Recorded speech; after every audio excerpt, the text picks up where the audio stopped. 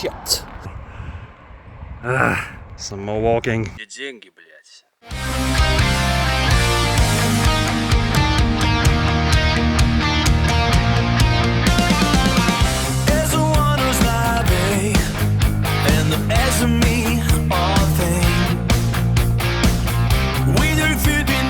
Hello once more, dear viewers. After a long break, I've decided to share the rest of my journey because there's more interesting content coming, but I wanna get this one out first. So in the first two videos, I collected my motorcycle in Milan and crossed the Alps to go to Switzerland. Already came back to Milan in the second video, and today I'm going from Milan to Turin to visit the Motor Museum. Then in a few videos I'll fast forward through the journey to Lisbon, crossing the Iberian Peninsula once, then the second time on my way back to Valencia, and then crossing all Europe on my way back to Latvia. So I also managed to visit Thailand and Vietnam between these rides. I'll have something to share with you after these few episodes, so stay tuned. I've woken up already on the Italian side of the Alps. So far the motorcycle has held up well. I'll need to lube the chain at some point. Also, I'm leaving the decibel killer in because I feel this fire-spitting and popping exhaust doesn't really belong on the narrow Italian streets. At first I was considering visiting Lamborghini museum, but it is a longer detour, and also the motorcycle accessories store employee told me the motor museum in Turin is more interesting. Also, I'm checking the hotel prices in advance. Around Monaco I feel it's gonna be the right moment to pull out the camping gear. And so it's time to go.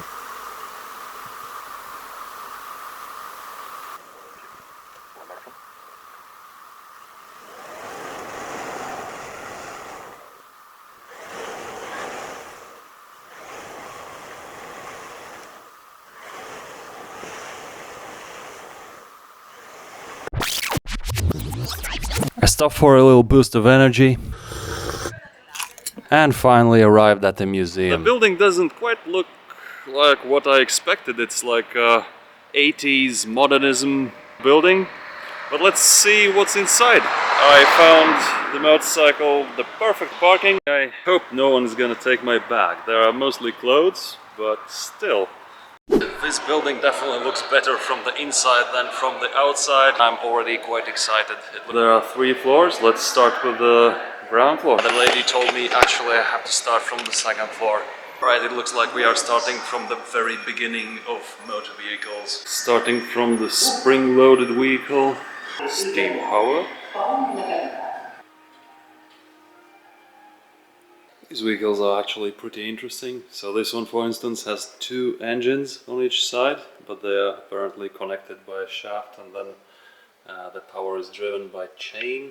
5.4 liter, straight 8, 180 horsepower, 1936. L'auto degli italiani deve essere ancora più economica.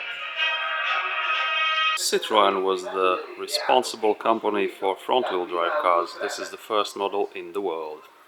Il disegno che ha traghettato il mondo fuori dalla tragedia della Grande Guerra, restituendogli ottimismo e fiducia nel futuro. This is 1954 Fiat Turbine, an experimental car with basically a jet engine mounted on the rear.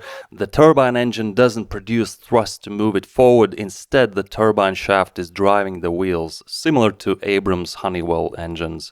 This Fiat could reach 250 km per hour, and the turbine melted the rear bodywork. A crazy machine. Citroën's legendary hydropneumatic suspension deserves a spot in the museum. To this day it remains one of the most comfortable and self-leveling suspensions, but due to modern tendency to make everything cheaper and more available, they don't make them anymore. Maintenance was very complex, frequent, and required specific knowledge due to nitrogen gas reservoirs leaking and other complexities.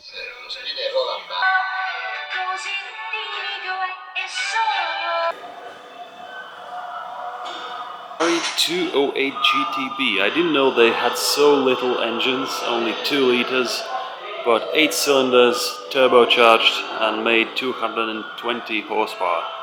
That's not a lot, maybe even back in the day, but it's surprising how much horsepower they get out of such a small engine. Socialist corner with Eastern Germany's Trabant and Gaz Poveda from the USSR. Two sides of the future: fossil fuels and renewable energy. Some hydrogen powered prototypes, electric prototypes, very early Fiat from 1993. Back in the day, all the electric vehicles looked a bit hideous, but look where we are now. Teslas are out accelerating most of the supercars nowadays. The Lambos. Always loved the Lamborghini Diablo. It used to be my wallpaper for a very long time. Is the filler cap from a Suzuki motorcycle? And speaking of borrowed parts, I think the taillights on these Diablos were from a truck.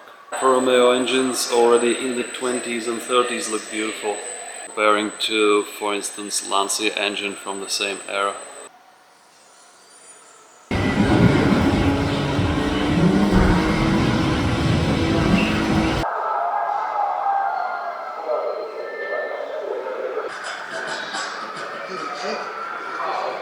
This was the National Automobile Museum in Turin. Of course, being an Italian national museum, it has absolute focus on Italian cars.